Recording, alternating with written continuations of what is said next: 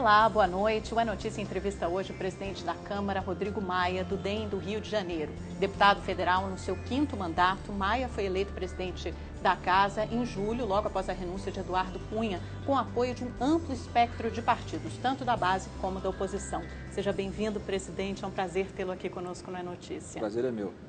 Presidente, nós estamos gravando essa entrevista, na verdade, durante o dia, uma tarde bonita aqui em Brasília, de quinta-feira, mas quando essa entrevista for ao ar na segunda-feira, será o começo de uma semana de definições para o governo Temer, principalmente por causa da votação da PEC do teto de gastos. Antes da gente entrar especificamente na PEC, presidente, gostaria de perguntar para o senhor que balanço o senhor faz da sua gestão até agora. O senhor assumiu a Câmara há pouco mais de 3 meses, para um mandato tampão de 7 meses, até fevereiro do ano que vem.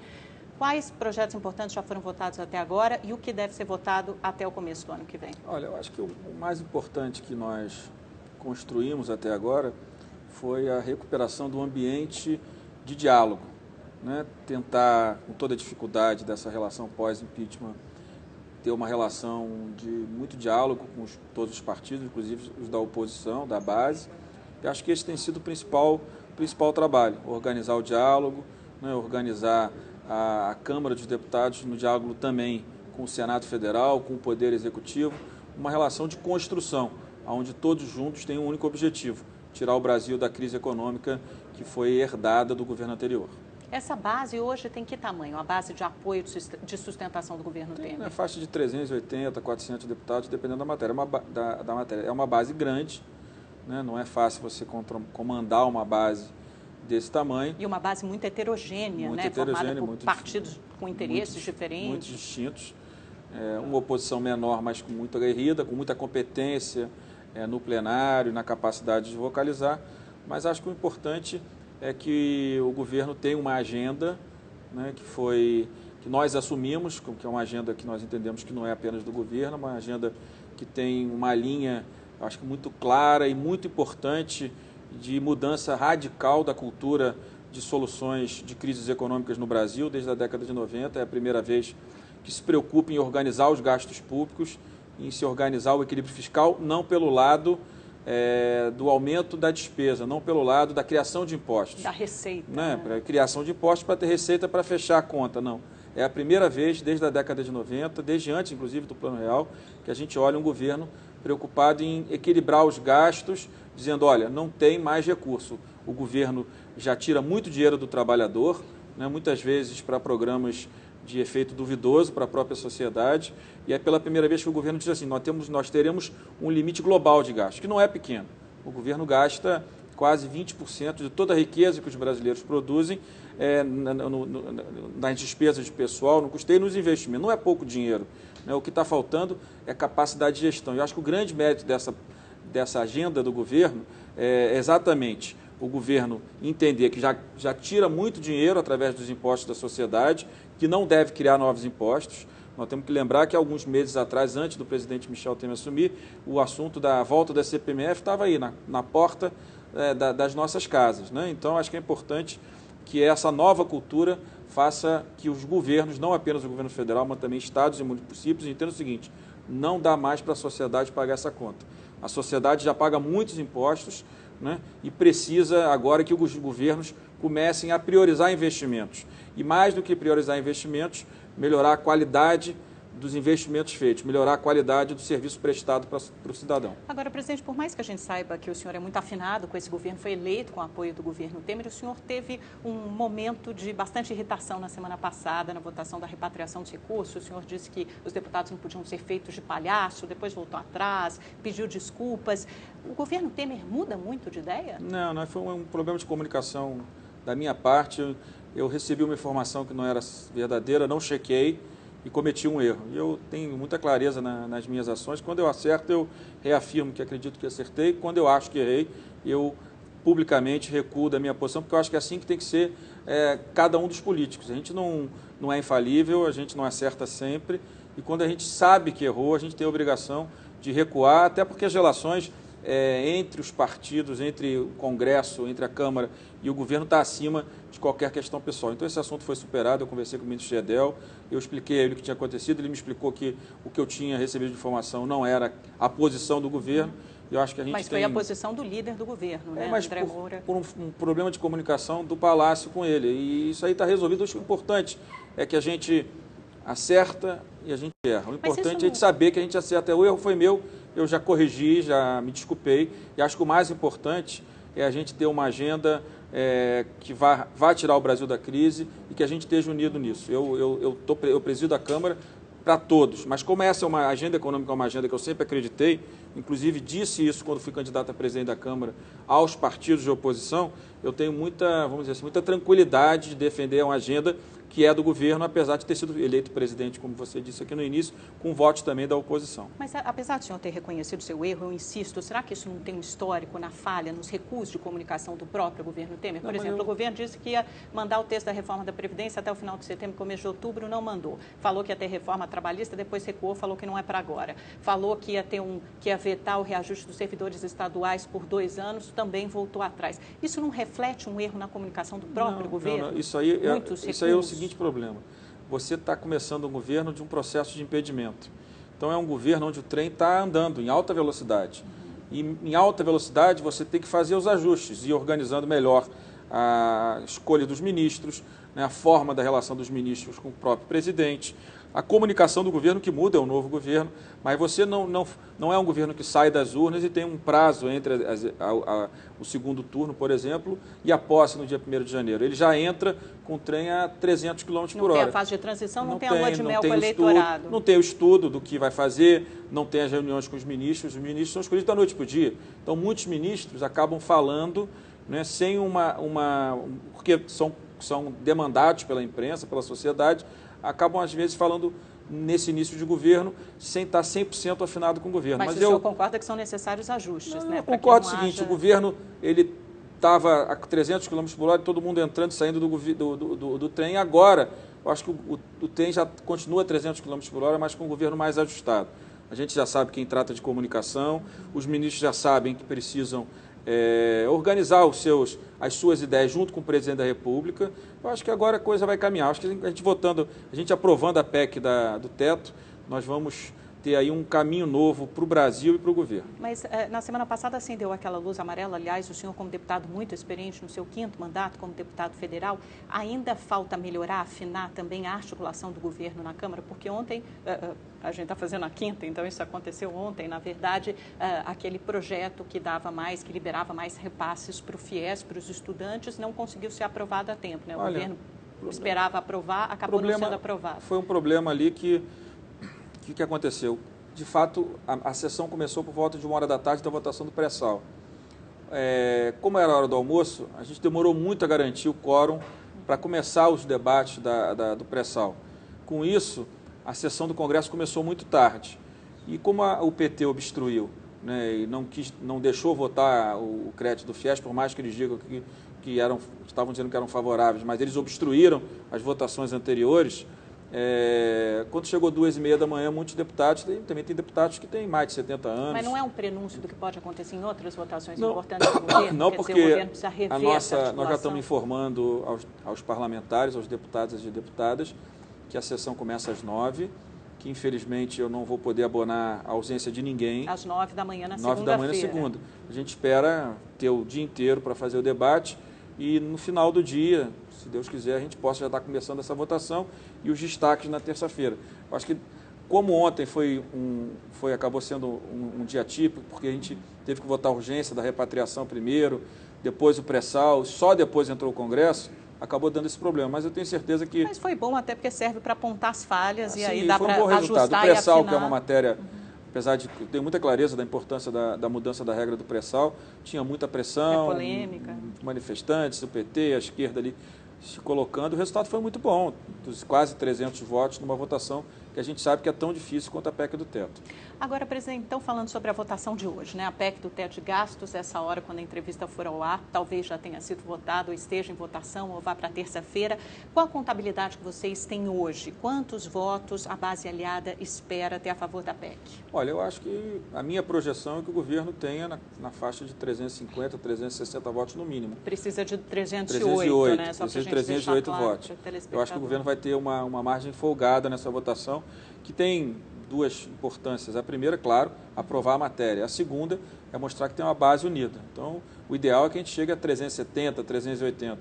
Mas eu acho que na faixa dos 350, 360, numa matéria que tem muita polêmica, apesar da polêmica do meu ponto de vista ser uma polêmica falsa, né, o que o governo está fazendo não está tirando recurso de área nenhuma, apenas está organizando os gastos dentro de um teto global único.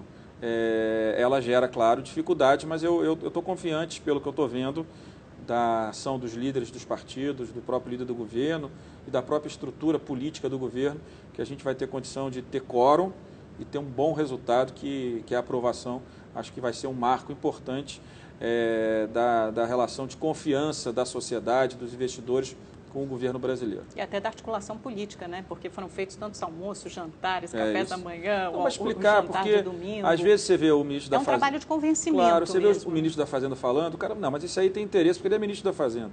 Mas quando você traz gente de fora de Brasília, economistas que se colocaram à disposição para estar em Brasília durante a semana, espontaneamente. Quer dizer, fizeram audiências com esses ministros, os deputados participaram. Claro, sem cobrar por consultoria, porque são consultores... Sem cor partidária, né? Sem e consultores que são dos mais renomados do mercado. E vieram porque entendem a importância da matéria para o Brasil, que são brasileiros. Então você teve o Zé Márcio Camargo, você teve o Armando Castelar da FGV, você teve o Marcos Lisboa. Três dos maiores economistas vindo espontaneamente para conversar com os deputados. É importante porque não são todos os deputados que têm a agenda, o assunto da agenda econômica, dos gastos públicos como sua prioridade de ação no seu mandato. Então é importante que alguém de fora, somando, claro, a área técnica do governo, estejam presentes, colaborando, mostrando, olha, isso aqui não é uma questão de governo e oposição, não é uma matéria menor, não vai tirar recursos. Eles vieram aqui mostrar qual seria o impacto também da não aprovação da PEC do teto na vida das pessoas. Né? Que é considerado o plano real do governo Temer, né? Várias comparações já foram feitas nesse sentido. A gente fica, às vezes, eu vi até um documento que saiu, né, nesses dias sobre perda de gastos em saúde. Eu fico perguntando qual projeção que esses economistas ligados, esse pessoal da área de saúde fez. Porque a projeção que nós temos de vários economistas, de várias correntes, é que se não organizar as contas públicas, não voltar ao equilíbrio fiscal, primeiro, a projeção do crescimento do endividamento público, do crescimento da inflação, taxa de juros principalmente, e aí desemprego. Né? É o que está projetando para o futuro, e é o que chegamos no momento atual nessa condição. Porque todo o desequilíbrio fiscal gerado pelo governo anterior, o que ele gerou para o Brasil? É que as pessoas não fazem a conexão. Gerou uma taxa de juros de 15% ao ano, a maior do mundo, um desemprego de 12 milhões, né? E um crescimento negativo que só deve ter tido precedente na década de 30, na depressão de 1930. Então nós não estamos vivendo um momento fácil. É quase que uma escolha do mal menor, né? Não, eu acho que a escolha de um bem maior é não criar impostos e organizar os gastos do governo, organizar o equilíbrio fiscal do governo. Eu acho que não é o mal menor, é o bem maior, quer dizer o seguinte, a partir de hoje, os próximos 20 anos, todos os governos não poderão gastar mais do que aquele valor somado à inflação, quer dizer, não é congelamento, tem a correção da inflação. E a partir disso, os congressistas com o governo vão ter que dizer o seguinte, não, então se a gente só tem esse valor global, eu quero colocar mais dinheiro em educação, mais em saúde, mais em projeto social, mais no esporte. Então o que acontece? Daqui para frente vai ter que ser uma questão primeiro de prioridade e de qualidade, porque hoje não se olha para a qualidade do serviço que nós não temos no Brasil. Por quê? Porque pode-se tudo no Brasil, tem dinheiro para tudo, né? E a gente sabe que não é verdade. Acho que os exemplos dos governadores hoje, do meu estado do Rio de Janeiro hoje, que não está conseguindo pagar os salários, é um exemplo do que pode vir no futuro se a PEC do teto não for aprovada. Então você precisa de uma PEC do teto para os estados também, né? Importante é que eles porque foram aprovados por 2 anos. Nós fizemos uma primeira por 2 anos. Acho que os governadores estão perdendo uma grande oportunidade nesse momento de estar junto com o governo federal. De vir nesse embalo, né? Inclusive, os governadores do PT, eu falei isso com alguns deputados do PT, que a gente poderia incluir os estados também na PEC, mas eles estão preferindo o diálogo para ver se conseguem recursos do governo federal. Eu acho que seria melhor para eles, melhor para o Brasil, que eles estivessem na PEC do teto, pelos 20 anos também, porque o grande problema dos governadores, na verdade, é a despesa de pessoal, que precisa ser controlada. Ninguém está aqui contra que o servidor tenha um bom salário, mas o problema é que a partir do momento que o salário dele, né, cresce de tal forma que inviabiliza qualquer outro tipo de investimento no Estado, no município, não adianta, é besteira. Que assume grande parte do orçamento dos estados. Os estados, nessa época de receitas maiores, acabaram assumindo muitas despesas. Você tem, na maioria dos estados, o crescimento da despesa de pessoal muito acima da inflação. Exato. No final, não tem dinheiro para pagar. O que as pessoas precisam entender é o seguinte, o Brasil mudou, né, a situação fiscal do Brasil está quase fora de controle. Né, se nós não fizermos nada, daqui a algum tempo, né, os brasileiros vão pagar cada vez mais essa conta. Essa bomba relógio explode. Se a inflação voltar a 80% do período pré-plano real, né? Hiperinflação. Quem é que ganha com a hiperinflação? Os ricos ganham com a hiperinflação, quem perde com a hiperinflação? Quem ganha menos, quem não consegue proteger Agora, os seus recursos. Presidente, a meu ver, existe uma preocupação que é legítima também dos setores de saúde e educação, tanto que o governo fez alguns recursos, fez alguns ajustes na própria PEC, né, ao estabelecer o piso para a saúde e educação apenas a partir de 2018, com base nas receitas de 2017, do ano que vem, que serão maiores do que as desse ano, então serão garantidos 15% para a saúde, 18% para a educação.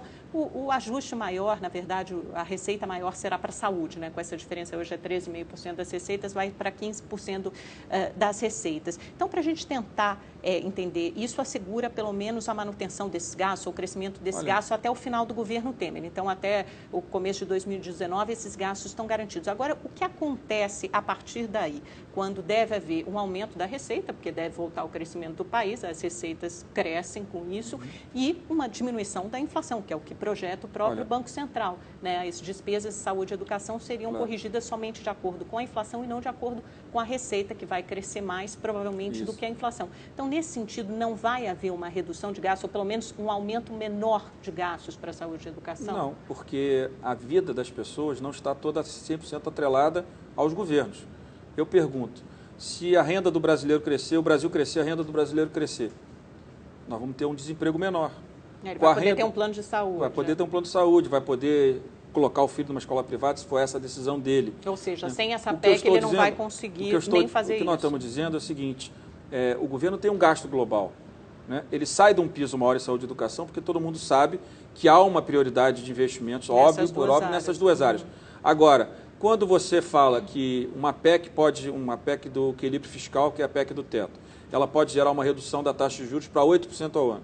Quem é que vai ganhar com a taxa de juros de 8% ao ano? É o trabalhador que está endividado. Quantos milhões de brasileiros já foram ao banco ou estão no agiota pegando dinheiro emprestado e não conseguem pagar a dívida pelo tamanho da taxa de juros? Não é isso? A inflação vai cair. Quem é que vai ganhar com a inflação menor? O rico aplica o dinheiro dele 15% ao ano. Ele está protegido, porque tem juros já de 100%. Ele está ganhando 6% acima da inflação. Quem é que perde com a inflação de 10% que estava até agora, que agora vai cair para 4% no próximo ano? É o trabalhador que não tem sobra para aplicar nos seus recursos. Então, quando vai no supermercado no próximo mês, vai ter condição de comprar menos coisas do que comprava no passado. Então, na verdade, o equilíbrio fiscal que está proposto pelo governo, o não retorno da CPMF, que voltaria com qualquer outro governo e não está sendo proposto agora, ele vai gerar condições... E que voltará sem a PEC também, voltará o senhor mesmo já falou isso. Então, essa premissa colocada pelo equilíbrio fiscal vai gerar uma melhor condição de vida para as famílias. E elas vão poder ter, se o governo controla os seus gastos, sobra mais recursos das riquezas produzidas pelo Brasil para cada um dos brasileiros. É isso que a gente tem que entender. Então, a vida dos brasileiros, ela não está 100%, não deve estar 100% atrelada ao Estado. O Estado tem as suas funções, saúde, segurança, educação, fiscalização, regulação.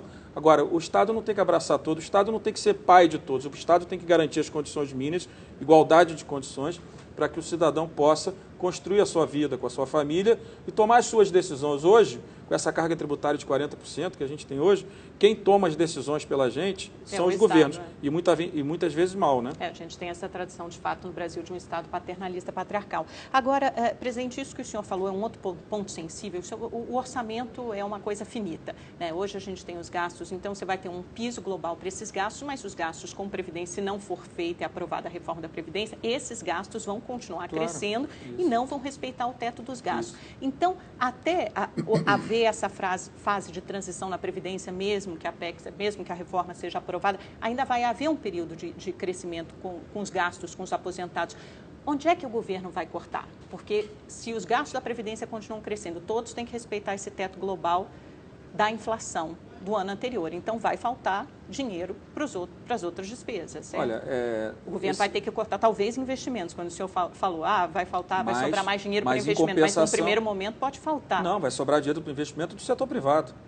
Eu não quero que o governo saia. Mas para o setor público, por exemplo, menos. Mas se o setor público tem um endividamento hoje na faixa de 70% do nosso PIB e está projetando chegar a mais de 100% em pouco tempo, se nada for feito, né, isso significa que esse crescimento do endividamento significa que a capacidade do Estado de sobreviver vai ser reduzida. O que a gente quer é que essa projeção de relação de dívida-PIB, que ela vai ser crescente mesmo com o PEC do teto, mesmo com previdência, mas vai chegar no momento daqui a 5, 6 anos que ela vai equilibrar. Agora, se a taxa de crescimento for o que a gente está imaginando, 3% ao ano ou 4% ao ano, se a taxa de juros cair, o que vai acontecer? Essa curva da relação dívida-PIB, ela vai fazer assim mais rápido, ela vai cair mais rápido. E ela caindo mais rápido, não é isso? Facilita a vida do cidadão. Então, o que a gente precisa... Se atrai investimentos, os juros caem, o que a gente quer, a gente não quer que o governo... A gente quer que o investidor olhe para o governo com essa curva decrescente da relação dívida-PIB, porque ela fala assim, eu posso confiar nesse país. Eu posso financiar a dívida desses países mais barato, em vez de pagar 15%, cobrar 15% do governo, eu posso cobrar 8%, posso cobrar 9%. Então, sobra mais dinheiro, porque você vai... A taxa de juros que você vai pagar, os juros que você vai pagar é um valor menor, e o investidor vai olhar assim, esse é um país sério. Então, eu vou pegar e vou investir numa estrada, vou investir até numa PPP da área de saúde. Essa PEC é um recado, então, principalmente aos investidores. Claro, né, é forte, é muito forte essa PEC, e é óbvio que a Previdência é importante. É óbvio que você tem razão. A PEC funciona sem a reforma da Previdência? Elas não andam de mãos dadas? No curto prazo ela funciona. No curto prazo ela funciona porque o déficit dos próximos 2, 3 anos está dado. O problema vai ser daqui a 3, 4 anos. Então, o que o governo precisa fazer é construir uma nova Previdência e entender qual é a transição que vai fazer. O que o senhor está dizendo é que assim, não existe escapatória para a reforma da Previdência. Se não for feita agora por esse governo, vai ter que ser feito para o próximo. É uma batata quente, você tem uma escolha a gente passa adiante. Para o cidadão, para o brasileiro, que tem que entender com muita clareza. A reforma da Previdência, por mais que alguns digam que é para tirar direitos, eu garanto que é para garantir direitos. Volto aqui o exemplo do meu estado, Rio de Janeiro. O Fundo de Previdência tem um déficit hoje de 11 bi, ninguém sabe como vai pagar a Previdência dos aposentados do Rio. Não se engane. Quando você tiver um estado insolvente, que não vai poder mais pagar a rolagem da sua dívida para poder pagar o crescimento do déficit da Previdência, então o que vai acontecer? O cidadão também não vai receber. Não adianta você também ter uma Previdência. Se dizer, eu tenho minha Previdência, não perdi meus direitos. Mas se a inflação for 40% ao ano, o que adianta? Toda a inflação vai comer a sua Previdência. Então, o que o trabalhador precisa entender é o seguinte, a reforma da Previdência hoje no Brasil não é para tirar direitos de ninguém, é para garantir direitos futuros de todas as famílias. Agora, é óbvio que tem uma faixa de transição. Aquele que já está no sistema, principalmente aquele que tem a partir de 40 anos, ele está olhando o sistema e está assim, eu tinha uma expectativa de aposentar num determinado momento. O Brasil é um dos países que aposenta mais cedo, na faixa de 55 anos, que ele não é justo. Vai ter que esperar um pouquinho mais. Não é justo, a gente está vivendo muito. Né? A média dos países da Europa é 62, 65 anos. Então, o que a gente precisa, o que as pessoas precisam entender que trabalhar é bom, trabalhar você gera riqueza, você constrói uma família através do seu trabalho. Então, o que a gente precisa entender é que a reforma da Previdência ela vem para colaborar. E a transição? Essa é a grande batalha. Como é que você vai fazer a transição? Qual a idade para onde a idade mínima vai crescer? Aquele que está próximo de se aposentar, qual vai ser a situação dele? Então, a gente pode até ter um novo modelo e a gente pode dar até condições para que aquele que está dentro do sistema ele possa vir para o novo sistema, você dando benefícios a ele. Eu acho que o governo tem muitos quadros de boa qualidade na área técnica e podem pensar alternativas para você estimular pessoas na faixa de 30, 35 anos a sair desse antigo modelo e caminhar para um modelo novo, contanto que você mostre a ele que ele vai ter benefício para estar nesse modelo aqui, que vai ser um modelo superavitário no início. Então, acho que a gente precisa começar a falar a verdade para os brasileiros. Porque essa tese de fazer discurso bonito, que político sempre faz, não precisa, a reforma da Previdência é superavitária, a Previdência é superavitária, o Estado pode pagar mais para saúde e educação, o Estado pode fazer mais programas sociais, o Estado pode isso, pode aquilo, o Estado não pode tudo, nem deve tudo. Então, eu acho que está na hora da gente olhar no olho do cidadão e falar, olha, se nós não fizermos a reforma da Previdência, corre o risco de você não receber sua aposentadoria no futuro. Na sua avaliação, vai ser mais difícil aprovar a reforma da Previdência do que a PEC do teto? É sempre mais difícil, sempre mais difícil. Porque a reforma da Previdência, como eu disse, ela mexe efetivamente com a vida das pessoas. Não adianta te se enganar. Eu estou andando na rua E vem sempre o senhor e fala, deputado, eu estou com 63 anos. Eu falei, não, o senhor já está com 63, fique tranquilo. Está garantido, você está garantido. Está perto de se aposentar, então, nada vai mudar para esse senhor. Agora, a gente sabe que é nessa faixa... É para mulher a partir dos, quer dizer, até os 45, aí muda, né? Acima dos 45 e homem acima dos 50 aí mudam algumas coisas. Na verdade, não tem o texto ainda. O presidente Michel Temer me disse que não tem o texto ainda. Mas é óbvio que a gente sabe que é disputa. Se eu fizesse uma reforma da Previdência só para quem não entrou no sistema, só abaixo de 20 anos, quer dizer, para quem ainda não entrou no sistema, não teria muito atrito. Não teria muito atrito. Agora, o governo tem que fazer uma transição, porque como o déficit da Previdência crescente é grande, né, principalmente a Previdência Rural, ela contribui com 3% das receitas e representa 90% do déficit. E a própria Previdência do regime geral, tirando a parte rural, ela tem um superávit pequeno, de alguns bilhões, poucos bilhões, mas o que acontece? Para um país jovem como o nosso, né, um superávit pequeno, né, é muito ruim. Então, a gente precisa reorganizar isso para garantir que, no futuro, as famílias possam receber sua aposentadoria. E mais do que isso, o desequilíbrio da Previdência e das contas públicas, e eu repito aqui pela enésima vez, vai gerar o quê? Vai gerar desemprego, vai gerar inflação e vai gerar taxa de juros altos, e quem paga isso é o trabalhador. Presidente, vou pedir licença um minutinho, nós vamos para um rápido intervalo, voltamos em seguida.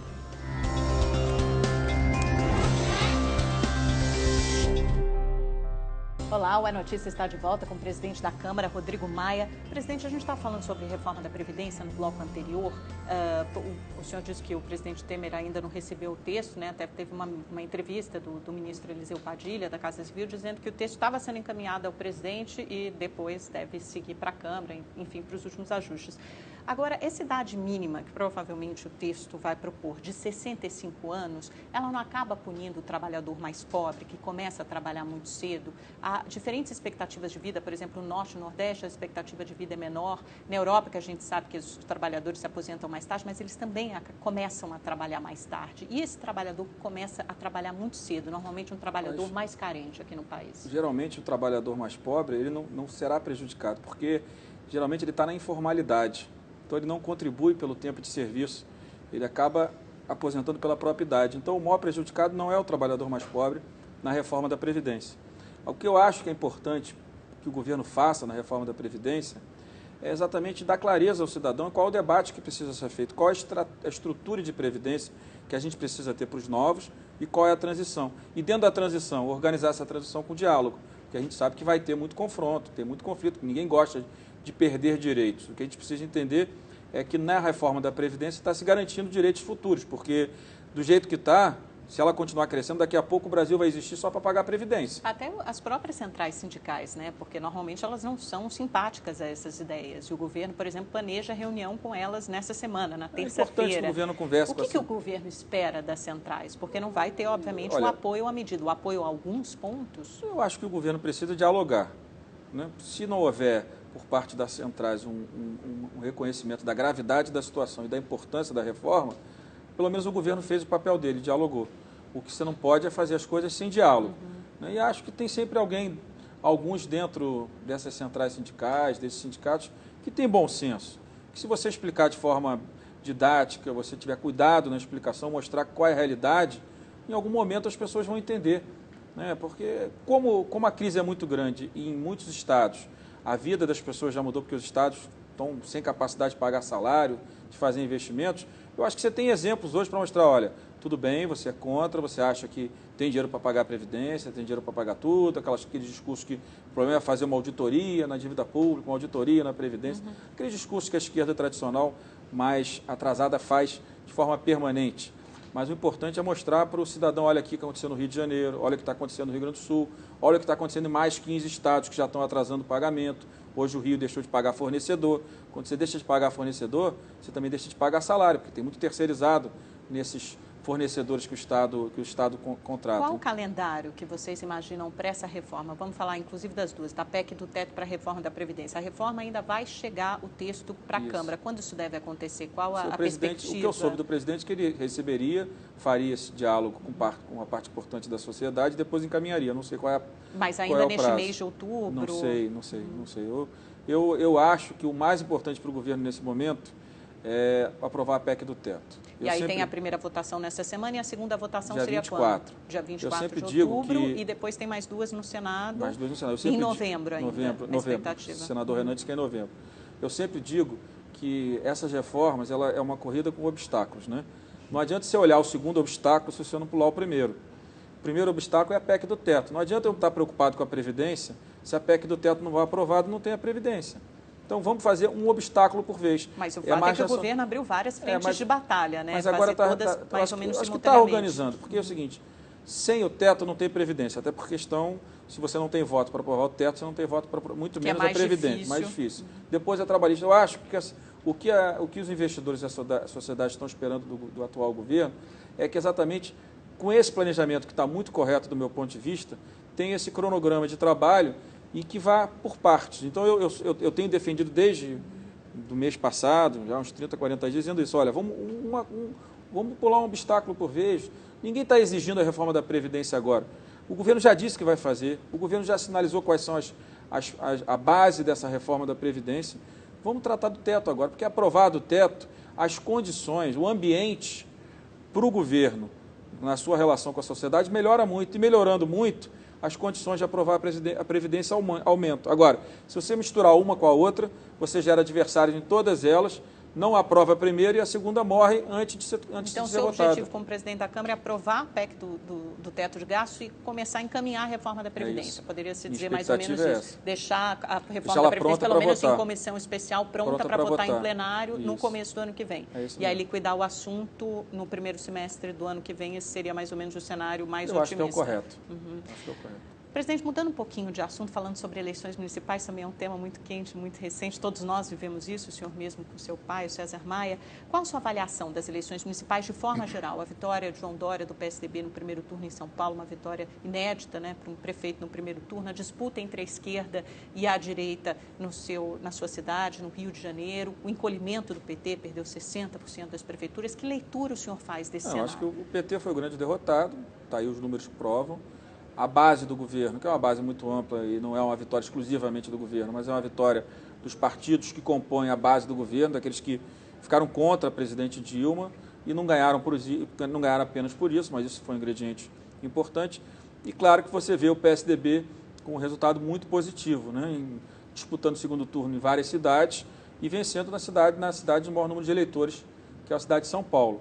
Então é claro que é um resultado para a base e principalmente para o PSDB, que é um resultado que, certamente, dentro do PSDB hoje, que já tinha muita divisão, deve estar com mais divisão ainda, porque certamente essa base... se refere a Aécio e Alckmin, Serra, interna. Os três, mas eles vão se entender, espero que eles se entendam. Mas o senhor concorda que o governador de São Paulo, Geraldo Alckmin, sai mais fortalecido por ter apoiado o João Dória? O governador Geraldo Alckmin muito forte. O senhor acha que dá uma vantagem para ele na disputa interna pela candidatura? Eu não tenho como avaliar qual vai ser o critério de escolha do candidato do PSDB, mas sem dúvida, você está olhando agora São Paulo, mas no final do segundo turno, certamente você vai olhar o PSDB vencendo Belo Horizonte, o que vai colocar o Aécio numa posição forte novamente.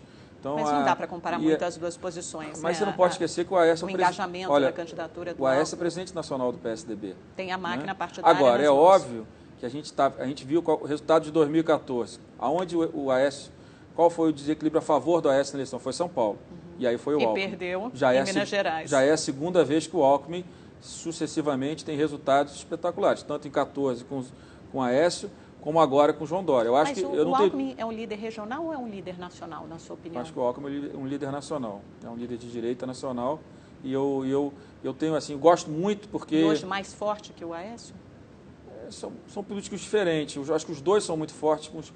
Um está no mundo político, o mundo político é um mundo de muito desgaste, ele sempre gera mais dificuldades, né? Você presidir um partido, você está no legislativo hoje, a gente sabe o desgaste que a gente está vivendo. E com uma lava-jato à espreita, né, de todos. Isso.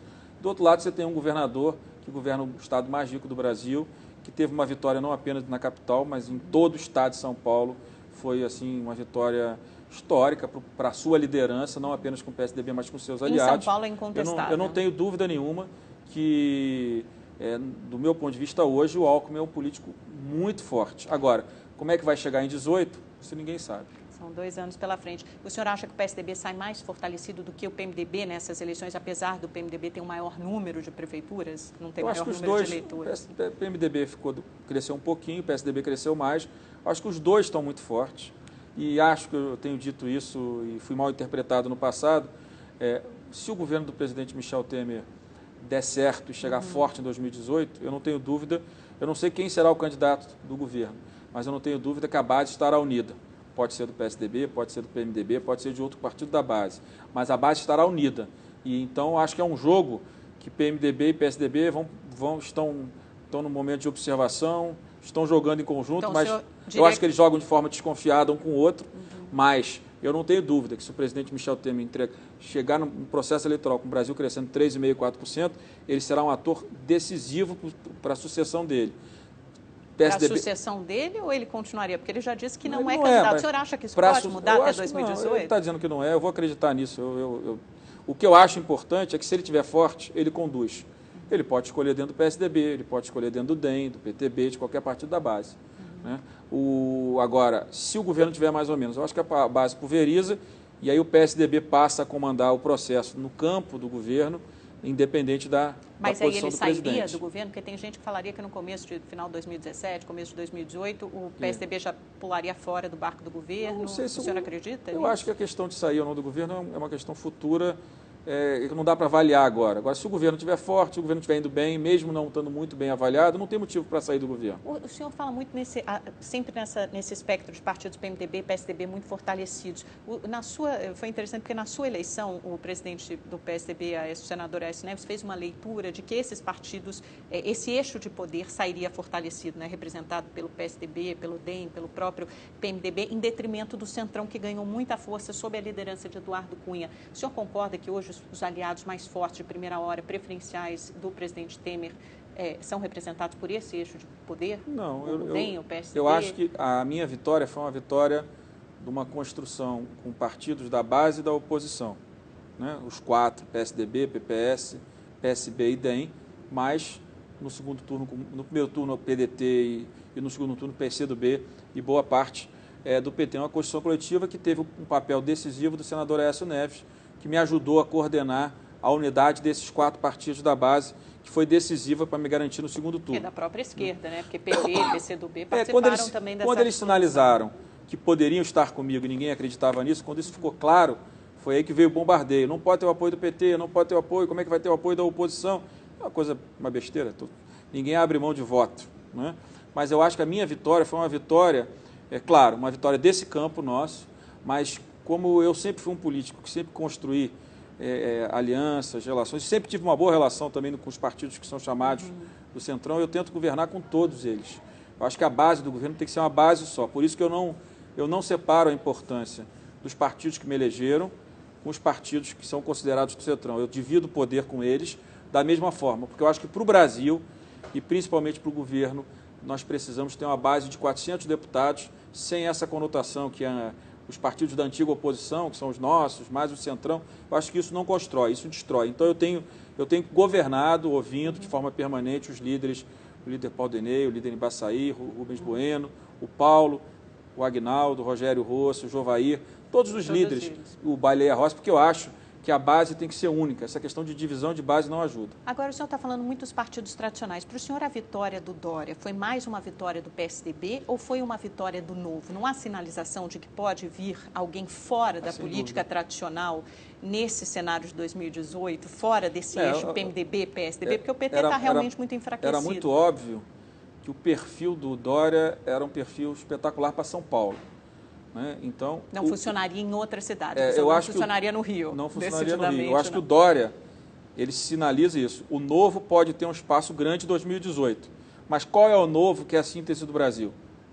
Essa que é a pergunta. E é interessante também porque é um Novo dentro da estrutura de um partido tradicional muito forte naquele estado. Não é um Novo em qualquer partido. É claro, tem tempo de televisão, com o apoio do governador de estado, não caiu do céu. E ele também não caiu do céu, porque ele, de alguma forma, mesmo como empresário, ele tem relação com a política desde sempre. Conhece muita gente. Então, o que eu acho é que a vitória do Dória foi uma escolha acertada do governador, com o apoio de todos nós. Nós sempre defendemos a candidatura do João Dória dentro do DEM, ajudamos a construir o apoio do DEM lá em São Paulo com ele, com os nossos vereadores, mas a maior sinalização é assim, talvez o Brasil, né, nós todos que estamos há muito tempo na política, talvez o Brasil queira, dentro dos partidos tradicionais, porque também ninguém quer um franco-atirador, um salvador da pátria que não tenha capacidade de diálogo no poder legislativo, porque acaba caindo. O Collor não tinha essa capacidade, essa relação com o poder legislativo e caiu por isso. Né? Então, a sinalização que se dá é, pode-se ter um caminho para algo novo que gera um mínimo de segurança. Por que o João Dória ganhou no primeiro turno, do meu ponto de vista? Porque ele representava aquilo que São Paulo gosta, né? O novo, né? Um cara que se fez pelos seus próprios méritos. E o trabalhor, né? Isso é a cara de São se Paulo. fez pelos seus próprios méritos, ele se fez por ele, né? Um homem de sucesso, um homem de talento. Agora, uma base de um partido que tem estrutura, que não vai chegar na Prefeitura de São Paulo sem saber o que vai fazer.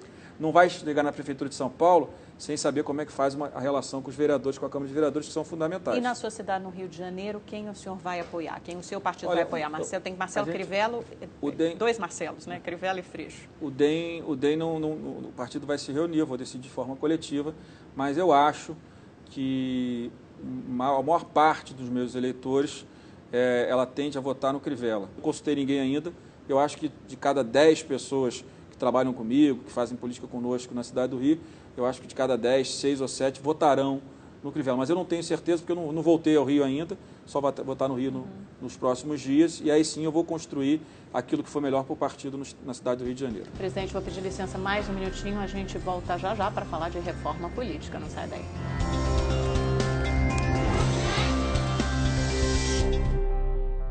Olá, estamos de volta com o presidente da Câmara, Rodrigo Maia. Presidente, no finalzinho da semana passada, vocês tiveram uma reunião, deputados e senadores, sobre reforma política e surgiu uma nova ideia da criação de um fundo eleitoral. Seria mais ou menos como um fundo partidário, só existiria em anos de eleições. Foi sugerido pelo ministro das Comunicações do governo Temer, Gilberto Kassab. Esse fundo contaria com quase 3 bilhões de reais do dinheiro de impostos, dinheiro do eleitor. Então, não voltaria o financiamento privado, mas se aumentaria o fundo de financiamento público para as campanhas. O senhor é a favor dessa ideia? Eu não quero discutir. A primeira pergunta que eu quero ter a resposta, eu já tive essa semana passada, foi: vai voltar o financiamento pessoa jurídica? Vai. O Senado vai votar? Não. Não. Então, não existe clima para isso. Não existe ambiente para isso. Pronto, nós temos um sistema eleitoral que não é financiável com a regra atual. Porque tem muito pouco dinheiro. Tem muito pouco dinheiro. Isso ficou aprovado nessa eleição. Ficou aprovado nessa eleição e nas próximas vai ser pior, que são 5 eleições. Deputado estadual, no caso do Rio, eu tenho que ter uma chapa de 100 candidatos a estadual, tem que ter de 70 para federal, 2 senadores e um governador. Então vai faltar dinheiro. Vai faltar. Então agora a gente pode discutir o seguinte: o que a gente faz? A gente pega o fundo partidário, cria um fundo, aumenta por 3, tudo resolvido. Eu acho que está errado. Aumenta por 4, né? Quase 3 ou 3 4. bilhões, hoje são 700 milhões de fundo partidário. Para mim está errado. Aí, a partir do momento que não vai ter privado, para mim a conta é outra. Qual é o modelo? Qual é o modelo que a gente pode ter uma eleição com financiamento público? O que o senhor sugeriria? Esse modelo não dá, porque o que vai acontecer? Daqui a pouco só vai ter candidato para receber 30, 40 mil reais, vai emitir nota fria, vai ficar com dinheiro para ele. Aí a crise e o escândalo, que hoje é com dinheiro privado, meio privado, né, muitas vezes com dinheiro público também, passa a ser só com dinheiro público, com dinheiro do orçamento da União. Então, a primeira a gente tem que criar o seguinte: qual é o modelo que se encaixa no financiamento público? Do meu ponto de vista, só a lista fechada. A partir daí, você tem que fazer conta para ver... Só para explicar o que é a lista lista fechada, né? Hoje a lista aberta. Os mais votados são eleitos naquela ordem de vagas que cada partido faz. A lista fechada é pré-ordenada. O partido faz a convenção e diz: o primeiro da lista é o Rodrigo, o segundo é o Joaquim, o terceiro é o Antônio. Mas isso não dá muito poder, muita autoridade para a direção dos partidos? Não isso dá mais responsabilidade para os partidos, na hora da escolha. Porque se eu botar um nome ruim no meio dos outros nomes, a pessoa não vai querer votar, porque os meus adversários vão dizer: olha, a chapa do DEM tem fulano de tal que não presta. Mas é porque o eleitor hoje vota mais na pessoa do que no partido. Hoje o eleitor não vota em ninguém, 50% não está votando em ninguém. Então esse sistema não tem ninguém satisfeito com esse sistema. Aí você fala: mas e a ditadura dos partidos? Só tem um caminho para melhorar com a lista fechada: é proibir que os caciques nacionais continuem em muitos partidos com o livro debaixo do ato escolhendo. Aí no município X, lá em Porciúncula, no noroeste do Rio, agora eu vou mudar aqui pela direção nacional. Então como é que se forma essa lista você fechada? Obriga, para começar, não, a primeira, acho que a lista fechada é importante. Primeiro você obriga que os partidos sejam obrigados a fazer as convenções nos municípios. Porque quem vai eleger a lista fechada no Estado são os municípios, os delegados de cada um dos municípios. Os delegados só existem se o município tiver independência para eleger o seu diretório. Isso é uma questão mais complicada. Mas fica mais cria, na verdade, claro, uma democracia maior interna, porque na hora que você né, faz a convenção no município, você não pode mais mudar o diretório da noite para o dia, só na justiça. E aquele delegado vai ter independência, porque ele tem mandato, de chegar na convenção estadual e ajudar a montar a chapa. É claro que tem prós e tem contras, mas nesse modelo que vai ficar para o Brasil, eu acho que o atual é temerário. Aí daria para manter, nesse seu modelo de lista fechada, somente o fundo partidário como não, existe hoje? Você precisaria aumentar alguma coisa. Mas eu não sei se 4 vezes ou 2 vezes. Eu acho que essa é uma resposta... Porque as eleições continuariam muito caras, só que pagas com dinheiro do eleitor, não, né? muito mais barato. Se fosse o fundo eleitoral. Só com esse sistema, muito mais caro. Porque o voto em lista fechada tem uma vantagem em relação ao financiamento. Ela é muito barata. Ou é muito mais barata que a atual. Por quê? Porque em vez de você fazer 70 campanhas de deputado federal no Rio, 100 campanhas, você vai fazer uma para estadual e uma para federal. E todos farão juntos. Todos estarão vendendo a mesma história, a mesma ideologia, os mesmos projetos. Na verdade. Vamos ver, nós pensamos assim, nós somos a favor disso. Mas existe identidade partidária no Brasil para isso? Vai ter que ter. Vai ter que se criar, muitos partidos já têm. O DEM tem identidade partidária, tenta construir. Nós temos um caminho de centro-direita, com clareza, que nós somos contra a criação de emprego, nós somos um partido, né, de valores da família, e aí sucessivamente. Então, eu acho que cada partido, a partir da lista fechada, vai ter a obrigação de gerar marcas. Né? Qual marca que cada partido vai ter? Porque se você também não gerar marca, né, um líder para conduzir algumas ideias, você vai ficar diluído no meio de uma eleição. Então, quanto melhor você vender 3, 4 projetos que o partido tenha de forma coletiva no Estado ou nacionalmente, mais forte será a sua eleição nessa chapa fechada. Outra ideia é fazer também a cláusula de barreira, né? Isso está decidido, tem apoio. Olha, eu acho que o mais importante, eu acho que sim, cláusula de desempenho e fim de coligação, uma só resolve. E acho que o fim de coligação é melhor que a cláusula de desempenho. Porque, por exemplo, não precisaria votar as duas, é claro só. Que alguns vão dizer, mas em alguns estados pode aparecer um partido que eleja 1, 2 deputados. Pode. Mas se você olhar o fim de coligação e olhar a última eleição, você vai ver que sobrariam 8, 9 partidos também. E você não teria 2 adversários, porque muita gente... Hoje tem quantos? 28 com representação na 28. Câmara, com deputados eleitos. É. Aí isso, se fosse feita sem fim coligação, da coligação sobraria partidária, 8. porque aí não Sobram dá para 8. os partidos menores coligarem com um partido mas, por exemplo, maior. Mas aí você vai dar condição para o partido menor fazer uma chapa sozinho no seu estado. E com a lista fechada, se impõe o fim de coligação. Não tem outra saída, porque você não vai fazer uma lista fechada e vai fazer uma coligação de 2 partidos. Fica uma coisa meio desconectada. E aí a própria, então, se adotar a lista fechada e também o fim da coligação, isso automaticamente já eliminaria vários partidos. Reduz. E claro que no segundo momento... Reduziria para quanto? 8, 9? 8 ou 9. Aí no segundo momento, você diz o seguinte, agora nós também não queremos que o Congresso tenha uma representação com partidos que representem menos que 2% dos votos nacionais. Aí a cláusula de desempenho entra de no segundo momento. Porque eu não acho que é legítimo você criar fim de coligação ou cláusula de desempenho sem mudar o sistema eleitoral. Porque o partido não é culpado que o sistema ficou ruim. O partido pegou uma oportunidade de uma regra que já está aí toda distorcida e foi lá e construiu as assinaturas, elegeu seus deputados. Agora eu vou dizer assim, não, agora porque eu sou grande e você é pequeno, eu quero que você acabe e eu fico. Só é legítimo, do meu ponto de vista, fazer isso quando você muda o sistema eleitoral. Aí você vai dizer para ele o seguinte, olha, pode ser ruim para você e pode ser ruim para mim. Pode ser bom para você e pode ser bom para mim. Só que ninguém sabe se o sistema eleitoral para quem vai ser bom. Mas na PEC que está hoje no Senado, o senador Aécio Só trata de fim, mas aí, o voto aí lista é outra coisa. Aquilo ali vai sair do Senado e vem para a Câmara. E nós vamos encaminhar o sistema da Câmara para o Senado. Um sistema, você consegue votar o sistema de voto de lista fechada por projeto de lei. É bem mais fácil do que a PEC do fim de coligação e da cláusula de desempenho. Eu queria uma rápida palavra do senhor sobre criminalização de Caixa 2, né? Houve uma espécie de operação Tabajara, até quando o senhor estava interinamente na presidência da República, numa das viagens do Michel Temer, tentaram aprovar, assim, na calada da noite, com apoio de todos os grandes partidos, Isso. PSDB, PMDB, 100%. outros partidos do Centrão e tal, PT, todos os grandes partidos, um projeto para dizer que a criminalização do Caixa 2 só valeria daqui para frente. Então, todo mundo que praticou o Caixa 2 anteriormente seria anistiado. O senhor sabia dessa ideia, desse projeto? Sim, claro. Não tem ninguém que não tenha informação. Se o presidente da Câmara não tiver informação do que os partidos querem fazer, não é um bom presidente. Mas por que essa manobra prosperou? O que eu disse a eles é que nós tínhamos que ter votado e deveríamos votar o projeto do Ministério Público, que pegou as assinaturas. As 10 medidas anticorrupção. Tem uma delas que criminaliza o Caixa 2. Então, se a gente votasse o projeto deles, você podia dizer, mas não é bom votar separado, é bom votar tudo junto, isso é outra discussão. Mas aí vai valer retroativamente? Quer dizer, quem já praticou Caixa 2 vai ser punido? Eu acho que não. O entendimento é agora, isso. O entendimento é que se aprovar as 10 medidas, quem vai, a criminalização, o que todo mundo diz assim, se criminalizou, em tese é porque crime não existia.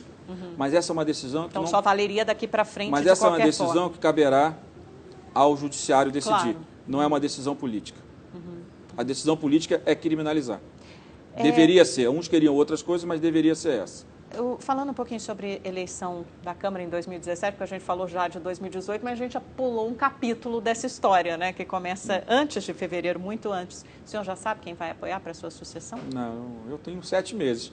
Se eu tratar disso agora, meu mandato já acaba muito cedo. Já estou na metade, já estou quase acabando. Ué, mas o presidente Temer está aqui há alguns meses também, já estão tratando de 2018. Assim que funciona na política, né, presidente? Eu restringo esse tema, porque esse tema acho que não, claro, para mim não é bom. E acho que para o governo não é bom ter 2, 3 candidatos a presidente da Câmara que podem influenciar resultados de votações futuras. Mas isso não vai acontecer de qualquer forma, porque frente. A base aliada é como o senhor disse, é uma base aliada muito grande e heterogênea. Mais na frente vai acontecer.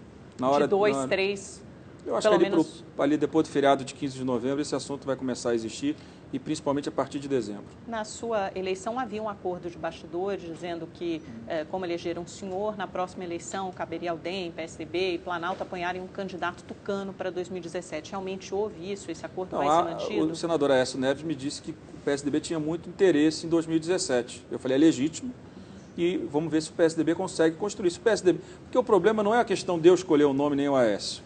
O problema é que esse nome seja viável. Eu ganhei as eleições... Eu não ganhei as eleições com o apoio do governo. Eu ganhei as eleições porque nós construímos, o grupo que me apoiou, nós construímos um caminho que superou, né, o status quo da Câmara. Superou o bloco mais forte da Câmara e superou a vontade do governo. Que você vê que eu não tenho nenhum problema de dizer isso, eu sou governo. Sou da base do governo, acredito no governo do presidente Michel Temer. Mas no primeiro momento, o governo nitidamente tinha preferência pelo Rogério, que é um ótimo candidato. Entendeu? Então, isso não tem nenhum problema. Agora, nós conseguimos construir, DEM, PSDB, DEM, PPS, alguns partidos de oposição, um campo de poder que superou a força do status quo da casa. Como é que vai ser a construção para a candidatura de 2017? Como é que vai ser esse caminho? O caminho que vai se viabilizar independentemente do candidato? Eu defendo que o próximo presidente da Câmara seja um deputado que tenha diálogo com o governo, com a base e com a oposição. Né? Pode ser do PSDB? Como é o seu caso. O PSDB é um partido que tem, talvez mas tenha... Mas tem diálogo com a oposição, com o PT? Não ficou essa coisa muito polarizada? O PSDB, mas individualmente é tudo uma questão de opção. Não, peraí. Se não for fulano de tal... Dentro do PSDB tem 2, 3 pré-candidatos, terão. Né? Dentro desses 3, o que é melhor? É um desses 3 ou é um que eu não tenha tanta confiança? Então vai se buscar uma relação de confiança entre as pessoas. Então, eu acho que o PSDB tem bons nomes que podem presidir a Câmara. O PP, e outros partidos? O PP tem bons nomes. O PSD tem o próprio Rogério, que é um bom nome. O Jovair estava colocado no passado no PTB. O PMDB certamente não vai querer, porque já tem a presidência e o Senado. Né? O PSDB tem nomes. Então, eu acho que o próprio DEM tem nomes. Então, eu acho que desses partidos aqui, né, você vai tirar um candidato. Agora, aquele que nós provamos na minha eleição... que não é prato feito. O governo quer, um bloco majoritário quer. É uma questão de construção dentro da casa, que certamente sairá da base. Mas se o governo não organizar direito junto com a base, pode vir um candidato por fora, como foi o meu caso, construir um bloco e acabar vencendo as eleições. Ainda bem que o senhor era da base também, né? Não, mas eu tenho muita clareza que eu tive que construir, porque naturalmente o bloco que era liderado pelo ex-presidente Eduardo Cunha era muito forte. E todo mundo olhava aquilo ali como quase imbatível. Então, quando o deputado Carlos Sampaio, do PSDB, ou o Rolando Silva, do PCdoB, me procuraram, e falaram, Rodrigo, vamos construir um campo aqui que é da base e que a oposição confia. E acabei dando a sorte que esse nome acabou saindo do meu nome. Vai ser um capítulo interessante em 2017. Presidente, pinga fogo rapidamente para a gente encerrar nossa entrevista, já estourando o tempo. Lava Jato. Um sucesso. Sérgio Moro. Sérgio Moro, talentoso. PT. PT, precisando se reconstruir. Aécio Neves. um grande líder nacional. Geraldo Alckmin. Geraldo Alckmin, um político conservador e de grande talento. João Dória. João Dória, um grande amigo e, se Deus quiser, vai revolucionar a forma de gestão na cidade de São Paulo. Eduardo Cunha. Eduardo Cunha, um gênio que, infelizmente, né, aconteceu o que aconteceu com ele. Michel Temer. Michel Temer, talvez um político com melhor capacidade de articulação, né, e de compreensão do ambiente político no Brasil. Dilma. Dilma, um desastre. E Lula. Lula, um talento desperdiçado. Muito obrigada, presidente. Foi um prazer contar com o senhor nessa entrevista, quase 1 hora de entrevista. Muito obrigada a você pela sua audiência até essa hora. Tenha uma excelente semana e até a próxima segunda. Tchau, tchau.